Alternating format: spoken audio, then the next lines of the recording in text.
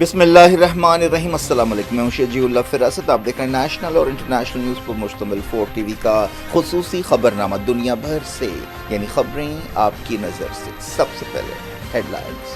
25 اور 26 اپریل کے روز سید آباد ایلائٹ فنکشن ہال کے اندر یہ حیدرآباد ایجوکیشن ایکسپو 26 کا قیام عمل میں آ رہا ہے۔ میں زیادہ سے زیادہ اسکولوں سے یہی خواہش کروں گا کہ آپ اس کے اندر حصہ لیں اور تعلیم کے اندر لوگوں کی اور اس کے اندر ہمت افزائی ہو سکتی ہے۔ ایک اچھا شعور بیداری کا بھی ایک ذریعہ ہے، یہ اچھا کام ہے، تعلیم کے لیے کام کر رہے ہیں، اور میں جو بھی ذمہ داران یہ تعلیم کے لیے کام کر رہے ہیں ان کو بھی مبارکباد دیتا ہوں۔ شکریہ۔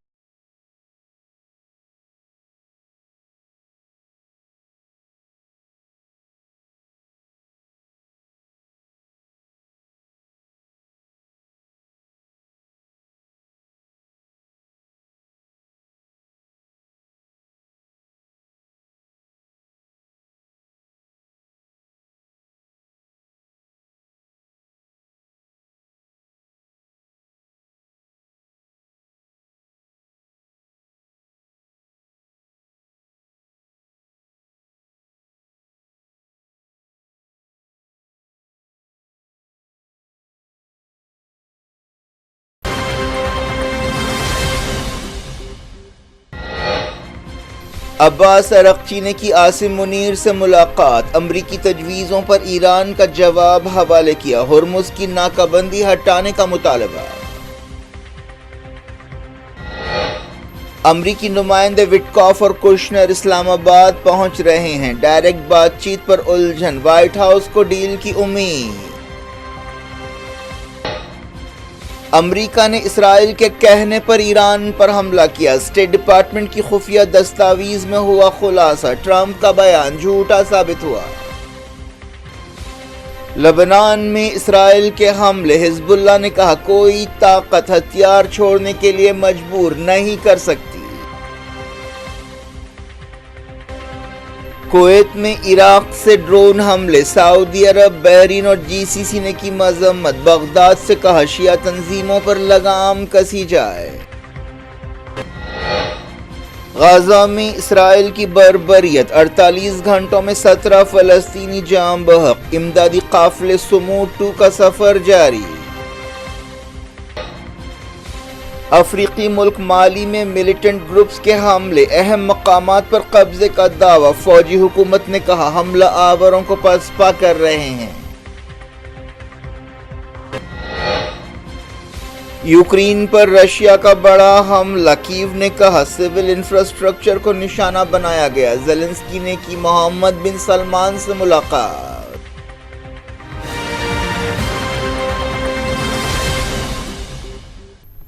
ہیڈ لائنز آپ نے دیکھی، اب خبروں کی تفصیل کی طرف آپ کو لیے چلتے ہیں۔ ایران کے وزیر خارجہ عباس عرقچی نے اسلام آباد میں پاکستان کے army chief field marshal Syed Asim Munir سے ملاقات کی۔ ایران اور امریکہ کے درمیان صلح اور پائیدار جنگ بندی کی کوششیں تیز ہو گئی ہیں اور اسلام آباد ان کوششوں کا مرکز بنا ہوا ہے۔ امریکی نمائندے اسٹیو وٹکاف اور جیرڈ کشنر بھی اسلام آباد پہنچ رہے ہیں، لیکن ایران اور امریکہ کے درمیان ڈائریکٹ بات چیت کے تعلق سے اب بھی الجھن اور غیر یقینی پائی جاتی ہے۔ ایران کے وزیر خارجہ نے عاصم منیر سے ملاقات کے دوران الگ الگ تجویزوں پر ایران کا جواب پیش کیا۔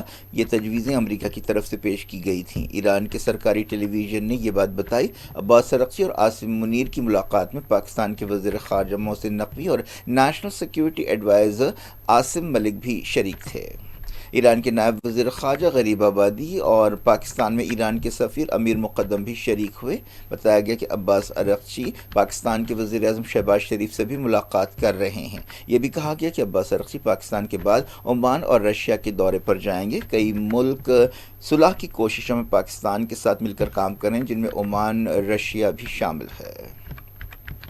ایرانی ڈیلیگیشن میں وزارت خارجہ کے ترجمان اسماعیل بقائی بھی شامل تھے۔ پاکستان کے نائب وزیر اعظم اسحاق ڈار نے عباس عرقچی سے جنگ بندی کوششوں کے بارے میں بات چیت کی۔ وائٹ ہاؤس نے کہا کہ امریکی نمائندے ایرانی نمائندوں کے ساتھ شخصی بات چیت کریں گے، لیکن ایرانی میڈیا میں کہا گیا کہ ڈائریکٹ بات چیت کا امکان نہیں ہے۔ معلوم ہوا کہ ایران نے امریکہ کی شرطوں پر اعتراضات کیے ہیں۔ وزارت خارجہ کے ترجمان اسماعیل بقائی نے کہا کہ کسی بھی بات چیت اور ڈیل سے پہلے ہرمز کی ناکہ بندی ختم ہونی چاہیے۔ امریکہ ایران بات چیت کے سلسلے میں اسلام آباد میں لاک ڈاؤن کی صورتحال ہے. جگہ جگہ بھاری سیکیورٹی دیکھی گئی اور پابندیاں لگائی گئیں جس سے لوگوں کی عام زندگی متاثر ہوئی. ایئرپورٹ جانے والے تمام راستوں پر کئی سطحوں کی سیکیورٹی ہے. 24 گھنٹے اہم مقامات پر کڑی نظر رکھی جا رہی ہے. ایرانی وزارت دفاع نے کہا کہ امریکہ باعزت طریقے سے جنگ سے باہر نکلنا چاہتا ہے. وزارت دفاع کے ترجمان کے حوالے سے اسنا نیوز ایجنسی نے بتایا کہ ہماری فوجی طاقت چھائی رہی، اس کا دبدبہ رہا، دشمن عزت بچا کر جنگ کے چکرویوہ سے نکلنا چاہتا ہے. وائٹ ہاؤس کی پریس سیکرٹری کیرولائن لیوٹ نے کہا کہ انہیں امید ہے کہ بات چیت کے نتیجے میں ایک ڈیل ہوگی. ایرانی پارلیمنٹ کے اسپیکر محمد باقر قالیباف نے اس دوران وارننگ دی ہے کہ اگر تناؤ میں اضافہ ہوا تو مڈل ایسٹ میں امریکہ کے اثاثے خطرے میں پڑ جائیں گے. ایکس پر ایک پوسٹ میں انہوں نے یہ وارننگ دی. ایران امریکہ تناؤ کی وجہ سے پہلے سے ہی مارکیٹس کا برا حال ہے اور دنیا بھر کی معیشت متاثر ہو رہی ہے.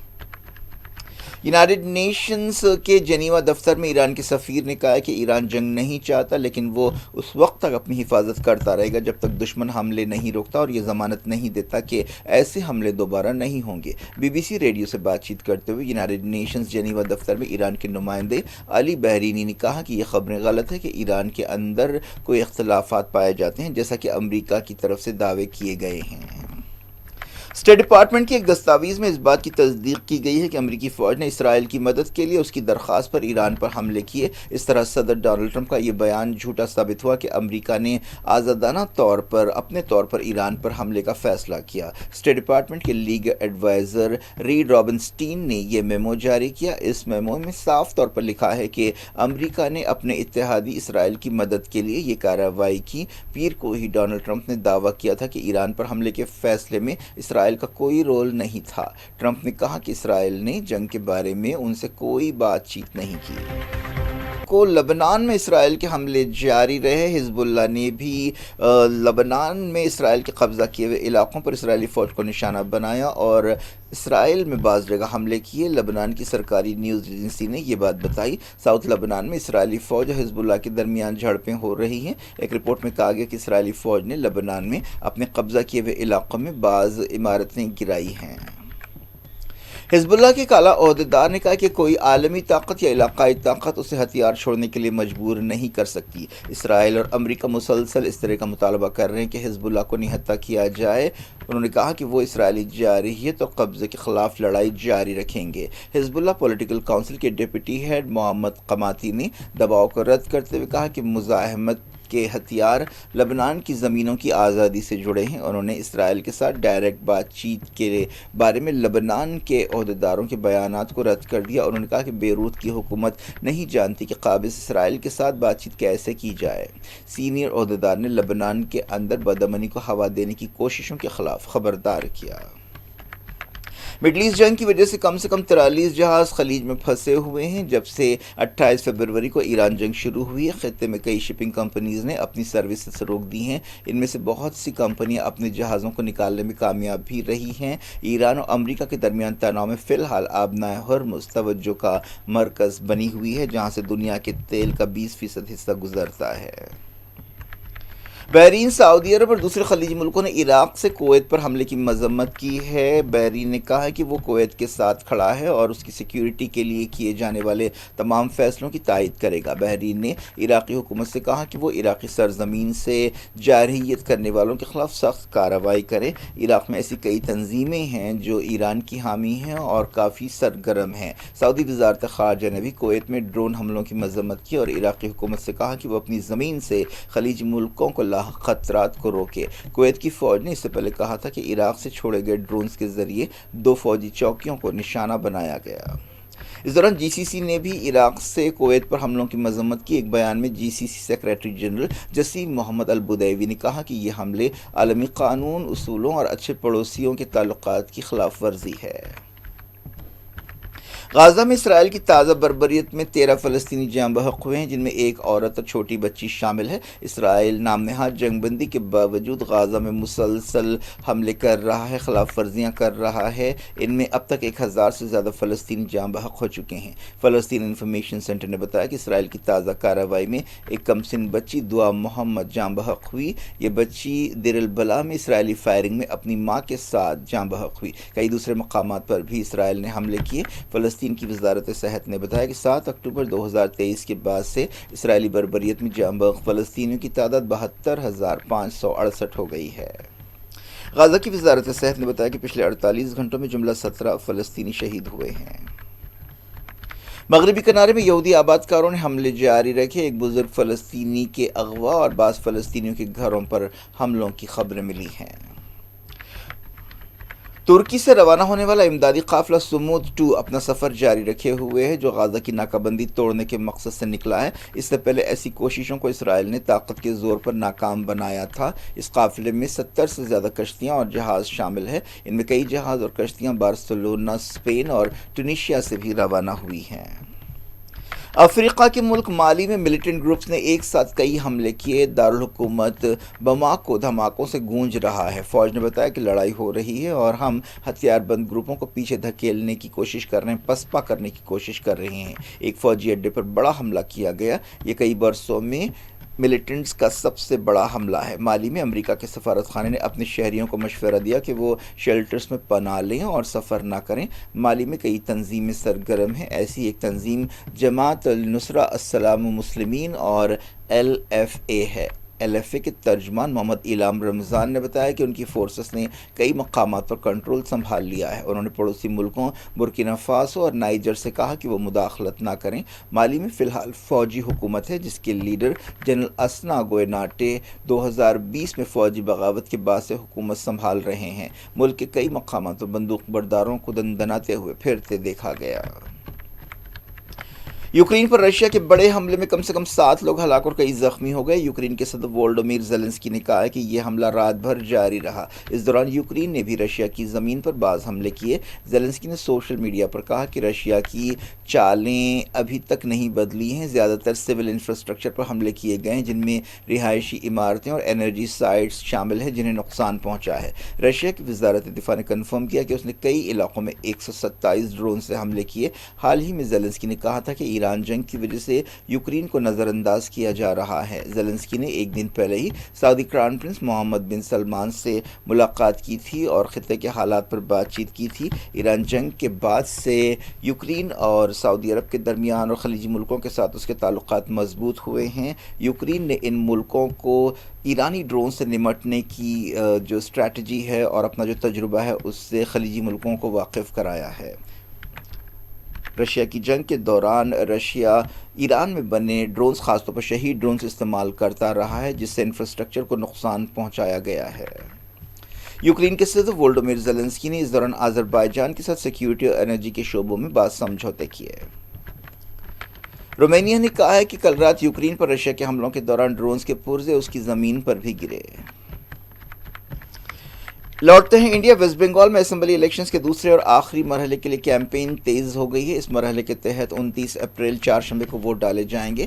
ان الیکشنز میں TMC جو ممتا بنرجی کی پارٹی ہے اور BJP کے درمیان سخت مقابلہ ہے۔ پیر کو کیمپین کا آخری دن ہوگا۔ بنگال اور 4 دوسری ریاستوں کے نتیجے 4 مئی کو سامنے آئیں گے۔ ان نتیجوں پر پورے ملک کی نظریں لگی ہوئی ہیں۔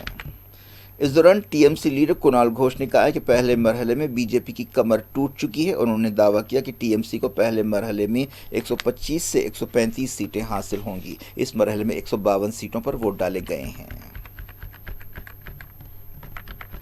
مرکزی حکومت نے نیتی آیوگ کو دوبارہ بنایا ہے۔ اشوک کمار لہری کو وائس چیئرمین مقرر کیا گیا ہے۔ 5 فل ٹائم ارکان کو مقرر کیا گیا۔ ان میں KV راجو، M سرینیواس، ابھے کرانڈکر شامل ہیں۔ وزیر اعظم نریندر مودی نے یہ اعلان کیا۔ نئے فل ٹائم ارکان میں گووردھن داس اور راجیو گوبھا بھی ہیں۔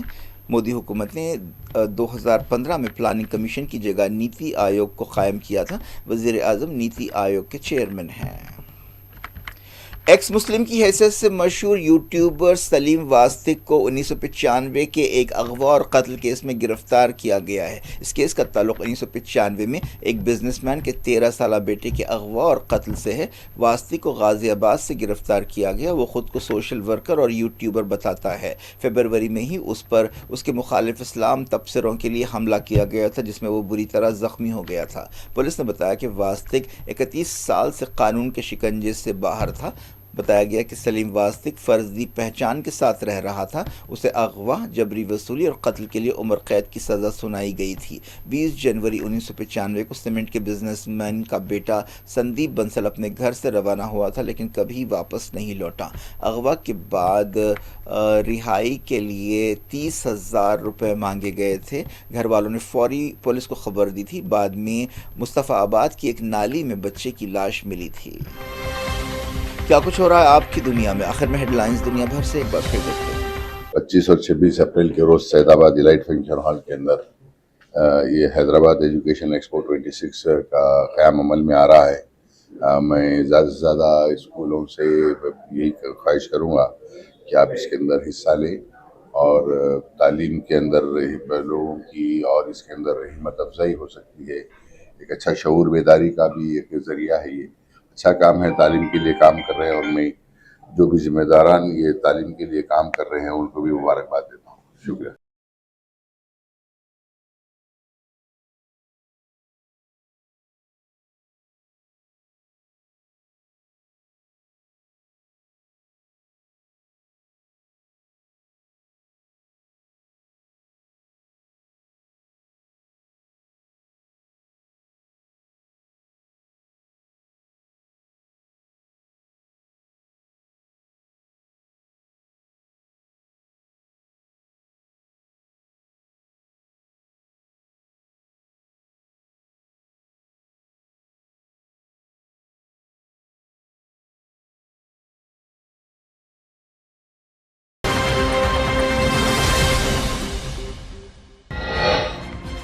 عباس عرقچی نے کی عاصم منیر سے ملاقات۔ امریکی تجویزوں پر ایران کا جواب حوالے کیا۔ ہرمز کی ناکہ بندی ہٹانے کا مطالبہ۔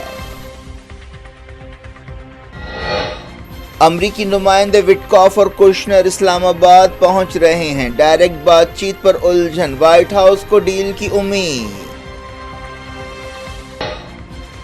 امریکہ نے اسرائیل کے کہنے پر ایران پر حملہ کیا۔ اسٹیٹ ڈپارٹمنٹ کی خفیہ دستاویز میں ہوا خلاصہ، ٹرمپ کا بیان جھوٹا ثابت ہوا۔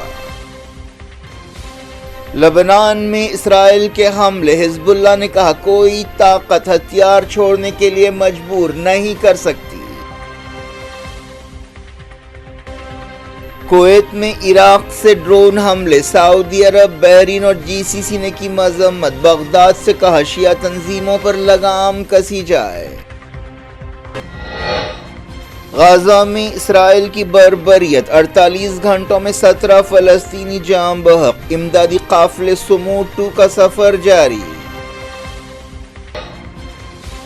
افریقی ملک مالی میں ملیٹنٹ گروپس کے حملے، اہم مقامات پر قبضے کا دعویٰ۔ فوجی حکومت نے کہا حملہ آوروں کو پسپا کر رہے ہیں۔ یوکرین پر رشیا کا بڑا حملہ، کیو نے کہا سول انفراسٹرکچر کو نشانہ بنایا گیا۔ زیلنسکی نے کی محمد بن سلمان سے ملاقات۔